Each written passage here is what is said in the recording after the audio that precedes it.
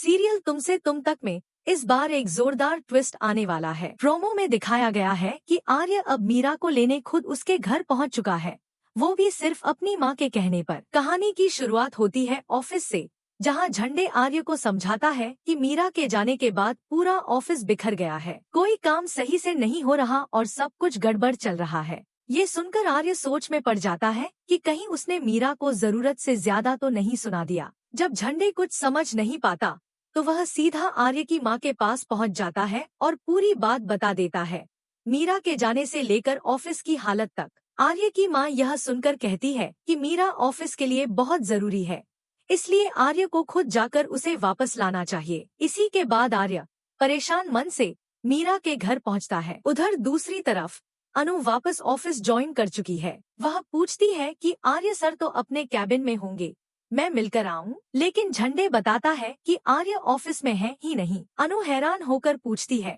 तो वो गए कहाँ? जिस पर झंडे जवाब देता है, वहीं जहां उन्हें जाना चाहिए था। जल्द ही अनु को भी यह सच पता चलने वाला है कि उसके साथ जो कुछ हुआ था वह सब किसी और ने नहीं बल्कि मीरा मैडम ने किया था। जैसे ही ये बात सामने आएगी, अनु और मीरा आमने सामने होंगी और दोनों की नफरत नई हद तक पहुंच जाएगी। इसी बीच अनु के घर में चीजें संभलती दिखाई देती हैं। आर्य वहां एक प्रपोजल लेकर आता है, अनु को राजनंदिनी साड़ी में इंचार्ज बनाने का प्रस्ताव। अनु के पापा पहले इनकार कर देते हैं, लेकिन जैसे ही आर्य लौट जाता है, उनकी नजर देव द्वारा दी गई साड़ी पर पड़ती है और वे अपना फैसला बदल देते हैं। वह बाहर जाकर आर्य को रोकते हैं और कहते हैं, हाँ, अनु जॉब करेगी। इसके बाद सब खुश हो जाते हैं, सबसे ज्यादा आर्य और अनु।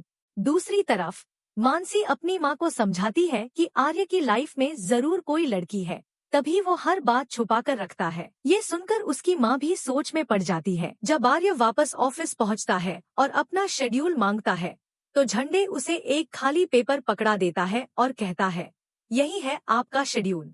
आर्य गुस्से में पूछता है, यह क्या बदतमीजी है? झंडे बताता है, मीरा मैडम ही सब संभालती थी, अब वो नहीं है तो उनकी